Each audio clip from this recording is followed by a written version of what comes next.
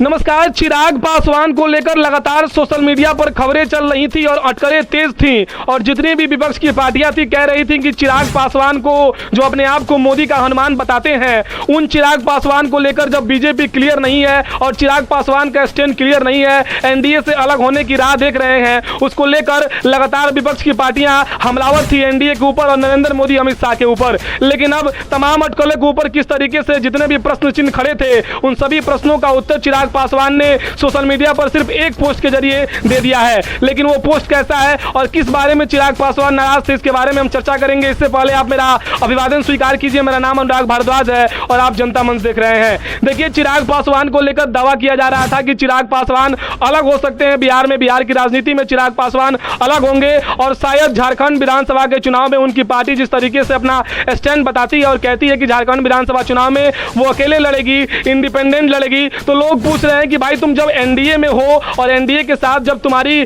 अच्छी खासी पकड़ है, उसमें तुम हो, उसके अलायंस में हो, तो तुम विधानसभा का चुनाव झारखंड में अकेले क्यों लड़ोगे। और दूसरा सवाल ये उठ रहा था कि मामले पे तमाम विपक्षी पार्टियां बोल रही थी, सरकार को घेर रही थी। उस समय चिराग पासवान भी विपक्षी पार्टियों के साथ सुर में सुर मिलाकर बोल रहे थे, तो लोग कह रहे थे कि आसार हैं चिराग पासवान के मोदी से अलग होने के। लेकिन उसके बाद जिस तरीके से चिराग पासवान अमित शाह से कल दिल्ली में मुलाकात करते हैं, सोशल मीडिया पर फोटो आती है, उसके बाद सोशल मीडिया पर जितने भी राजनीतिक पंडित है सक्रिय हो जाते हैं और कहते हैं कि देखिए चिराग पासवान का तो क्लियर है कि चिराग पासवान जो अपने आप को मोदी का हनुमान बताते हैं, वो कम से कम अभी तो नहीं जाएंगे एनडीए को छोड़कर, इसमें उनका स्टैंड क्लियर है। लेकिन आखिर किन किन मामलों में चिराग पासवान एनडीए से खपा थे, उसका कारण एक है कि आरक्षण के मामले के ऊपर, क्रीमी लेयर के ऊपर और लेटरल एंट्री को लेकर जिस तरीके से चिराग पासवान सरकार को घेर रहे थे, इसके बाद जिस तरीके से भारत बंद किया गया था आरक्षण के मामले पे, उसको लेकर लगातार लोग कह रहे थे कि चिराग पासवान नाराज है, चिराग पासवान चले जाएंगे। लेकिन हाँ, सभी अटकलों की जितने भी कवायदे चल रही थी सोशल मीडिया पर,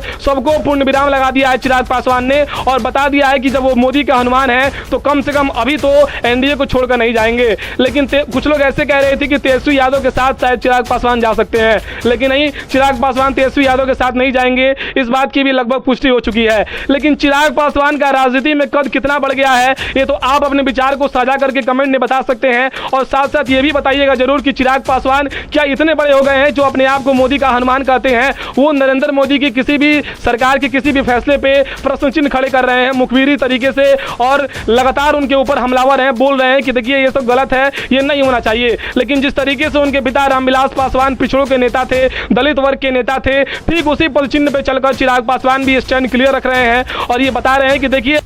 बात एससी एसटी और दलितों की आएगी तो कम से कम हम तो खड़े रहेंगे, इसमें कोई भी किंतु परंतु की बात नहीं है। चिराग पासवान की पार्टी लोक जनशक्ति पार्टी रामविलास ने झारखंड विधानसभा में शायद अभी तक इंडिपेंडेंट लड़ने की बात कही है, इसके ऊपर भी ऑफिशियल कुछ आया नहीं है, लेकिन सूत्रों के हवाले से ऐसी खबरें आ रही हैं कि चिराग पासवान की पार्टी शायद बिहार विधानसभा के चुनाव में भी देख रही है अपने आप को ग्रूम करना, थोड़ा बढ़ाना और अपने दायरे को बढ़ाना, क्योंकि जिस तरीके से लोकसभा के चुनाव में उनकी 5 सीटें मिली हैं, उसके बाद उनके कॉन्फिडेंस लेवल में लगातार इजाफा हो रहा है और सोशल मीडिया पर काफी बूम मिला है, लोग उनको पसंद कर रहे हैं। इसको लेकर सोशल मीडिया पर चिराग पासवान से सवाल पूछे जा रहे हैं कि आप जब मोदी के हनुमान हैं तो मोदी से अलग क्यों। अपने विचार को आप कमेंट में बताइए कि क्या चिराग पासवान का मोदी से अलग होना ये बात कहां तक सही है या फिर सिर्फ ये अफवाह है जैसे सोशल मीडिया पर चलता है। अपने विचार को कमेंट में जरूर बताइए। बहुत बहुत धन्यवाद। अब जनता मंच देख रहे थे।